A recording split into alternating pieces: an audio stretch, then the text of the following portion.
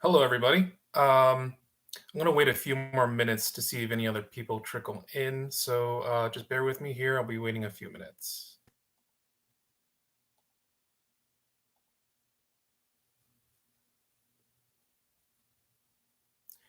And let me know if the volume is too high or too low. Since I'll be doing instructions for a little bit, just let me know in the chat.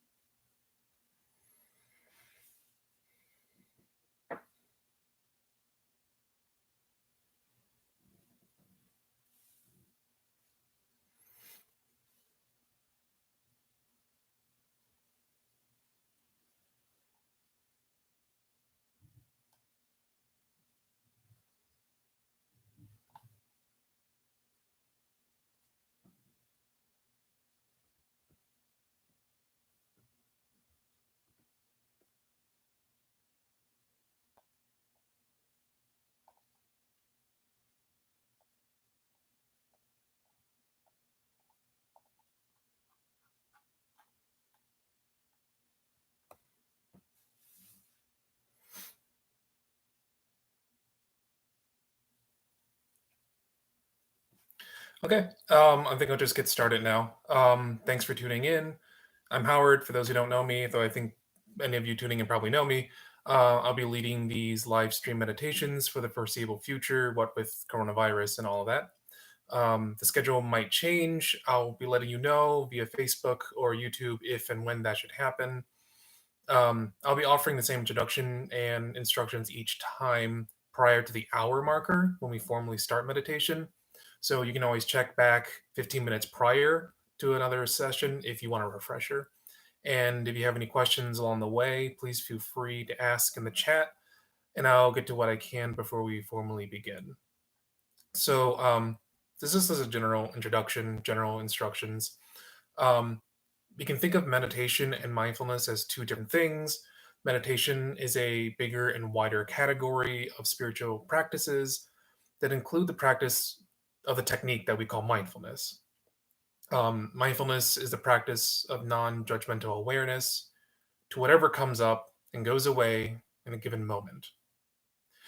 It is paying attention very intentionally to what is happening right now, but without grasping, holding on to, or attaching to what happened, what happens, or what will happen.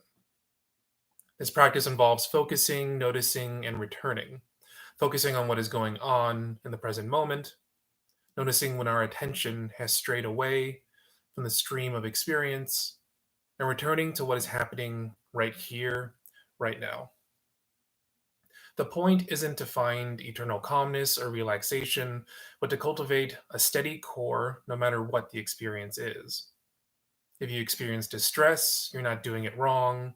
It's a natural response. And how that distress is managed is going to differ from person to person. So let's just go over really quick over some specific instructions. So, in the Zen tradition, we put a lot of emphasis on posture. As you'll notice, I'm sitting in a formal position on a mat and cushion. I'm using a laptop webcam. Sorry, guys.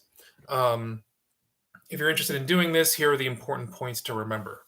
You sit comfortably and straight, your base toward the front half or third of your cushion or whatever is comfortable that you're using. Your legs can be placed one in front of the other, that one we call the Burmese position. Or if you're flexible, you can try the quarter, half, or full lotus positions. So that's what it looks like. This is what it looks like. This is Burmese. And if you want to do a quarter, it goes up here on your calf. If you want to do a half, it goes up on your thigh, and that's just one leg. And I can't do a full lotus, but the other foot would also come this way. So you do what is most comfortable for you. If you're new, I suggest simply starting with Burmese. It's the easiest one. To straighten your back, imagine that there's a string pulling you up very gently from the top of your head. So not a tight string, just a little taut, just so it's straight. To straighten your back. Open up your right palm. Place your right palm inside. Your thumbs will lightly touch. It's going to sit right around here, just slightly above where you would rest your hands on your lap, in front of your navel. Your elbows should be about a fist's distance away from your body. Your neck will be straight, your chin pulled in just a little bit. Your eyes are half open, with a soft gaze 45 degrees in front of you. You can close your eyes if you want, but it is easier to stay awake and to be mindful if you're aware of what's in your visual field. You also have the option of sitting what's called seiza. The only real difference here is that you're going to be kneeling. Everything else is pretty much the same. You're just kneeling on your cushion instead. And if you're sitting on a chair, again, all the body positions are pretty much the same. Just keep your feet flat on the floor. So let's talk about what to do with your mind. And when we talk about what to do with the mind, we also have to talk about what we're going to do with the breath. So we'll be using the breath as an anchor for our mindfulness practice. There are many objects that we could use, like sound, like sight, but the breath is the one that is readily available to us. It's always changing, and it connects us to our body immediately. So pay attention right now to your inhalations and your exhalations. Notice what it feels throughout different parts of your body when you breathe in. Notice what it feels like throughout different parts of your body when you breathe out. Notice, for example, what it feels like on the upper lip when you breathe in and out, what it feels like in your nasal passages, what it feels like when it enters the throat, your chest, your abdomen. Notice what all that feels like on the way back out. Notice the gap in between the inhalations and the exhalations. So there's no need to breathe in any special or particular kind of way. Just breathe naturally. There's no need to force your breath to be any particular kind of way. And honestly, you can even notice what it feels like in your body and in your mind when you're trying to make the present moment something other than what it is by trying to force your breath to be a particular kind of way. So you can start by counting up to 10, one for each completed cycle of inhalation and exhalation. If you lose count, go back to 1. There's no doing this right or wrong. The point is to be mindful, to notice when we are not being mindful, and to return to this practice of mindfulness moment to moment. If you become distracted or your mind wanders, that's perfectly okay. Thoughts come and go, and they're perfectly natural. They're like clouds floating across the sky or waves in an ocean. Trying to stop your thoughts from happening is like trying to stop time. You won't, and you're going to strain yourself trying to do so. This practice is learning how to be mindful of what, how, and when thoughts arise and go away, and to cultivate that steady core of simply being present to the patterns and processes that shape our perceptions. So I want to make a really important note about discomfort. If at any time you're feeling uncomfortable, you are free to discontinue. Meditation and mindfulness can indeed bring up trauma or trauma adjacent experiences. So, if you find yourself during practice that you're hyper aroused, like you're feeling hyper vigilant, or you're feeling super anxious and you're totally unable to settle, or if you're feeling hypo aroused, like you're feeling numb, listless, or foggy, then please feel free to disengage. Please utilize what methods you have or know about that might already be in your repertoire to stabilize yourself and to create a sense of safety in your environment. You could try, for example, that 5, 4, 3, 2, 1 grounding technique.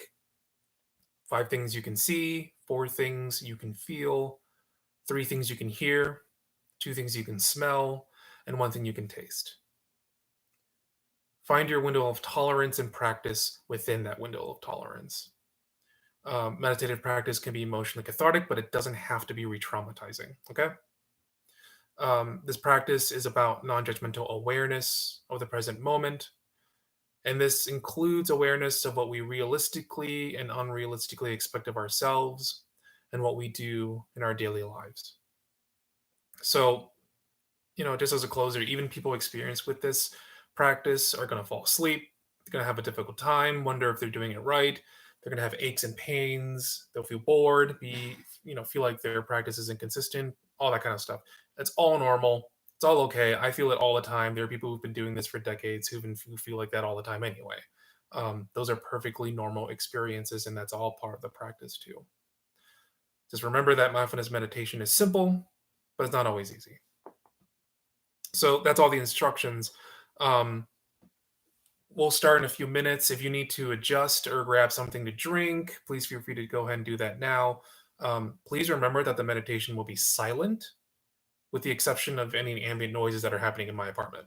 So if there are certain aids like playing music that will be helpful for you to be mindful, please feel free to utilize that on your end.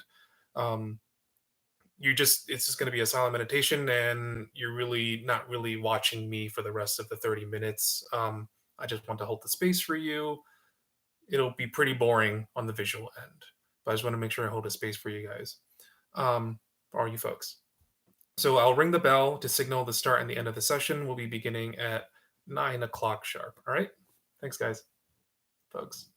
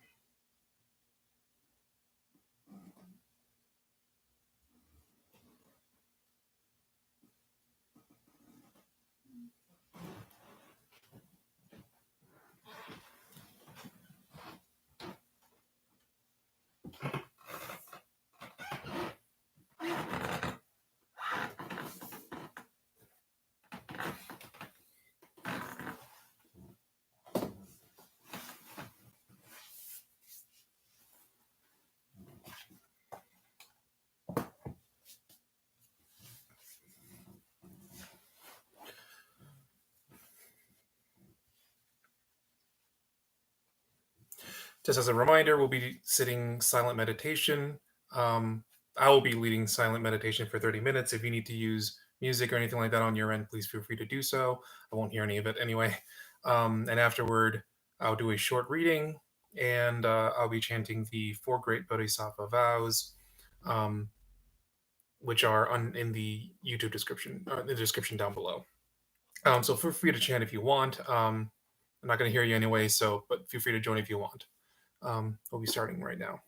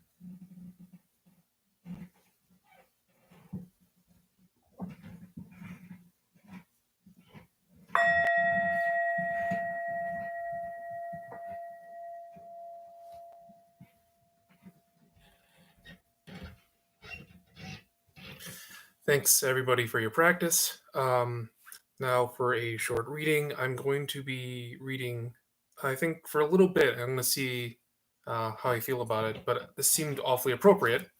Pema Children's When Things Fall Apart. She's one of my favorite writers, and I find that she speaks to troubled times in a very particular kind of way that has always resonated with me really deeply. So I'm not going to read for very long, just a very short thing. Things falling apart is a kind of testing and also a kind of healing. We think that the point is to pass the test or to overcome the problem. But the truth is that things don't really get solved. They come together and they fall apart. Then they come together again and fall apart again. It's just like that. The healing comes from letting there be room for all of this to happen. Room for grief, for relief, for misery, for joy. When we think that something is going to bring us pleasure, we don't know what's really going to happen. When we think something is going to give us misery, we don't know. Letting there be room for not knowing is the most important thing of all. We try to do what we think is going to help, but we don't know. Life is like that. We don't know anything. We call something bad. We call it good, but we really just don't know. When things fall apart and we're on the verge of we know not what, the test for each of us is to stay on that brink and not concretize. The very first noble truth of the Buddha points out that suffering is inevitable for human beings as long as we believe that things last, that they don't disintegrate, that they can be counted on to satisfy our hunger for security. From this point of view, the only time we ever know what's really going on is when the rug's been pulled out and we can't find anywhere to land. We use these situations either to wake ourselves up or to put ourselves to sleep. Right now, in the very instant of groundlessness, is the seed of taking care of those who need our care and of discovering our goodness. Thanks everybody for joining me. I hope that this was a good space for you. You're always invited to join me for other times. The next time I will be doing this is Friday morning, instructions at 7:45 a.m. Meditation starts at 8. And I'll be closing now with the 4 great Bodhisattva vows, which you can find below in the description if you wish to chant with me. Beings are numberless, I vow to free them. Delusions are inexhaustible, I vow to end them. Dharma gates are boundless, I vow to enter them. The Buddha way is unsurpassable, I vow to realize it. Beings are numberless, I vow to free them. Delusions are inexhaustible, I vow to end them. Dharma gates are boundless, I vow to enter them. Buddha's way is unsurpassable, I vow to realize it. Beings are numberless, I vow to free them. Delusions are inexhaustible, I vow to end them. Dharma gates are boundless, I vow to enter them. The Buddha way is unsurpassable, I vow to realize it. Thanks everybody for joining me. I'll see you next time, and stay safe out there. Stay at home, please. Have a good night.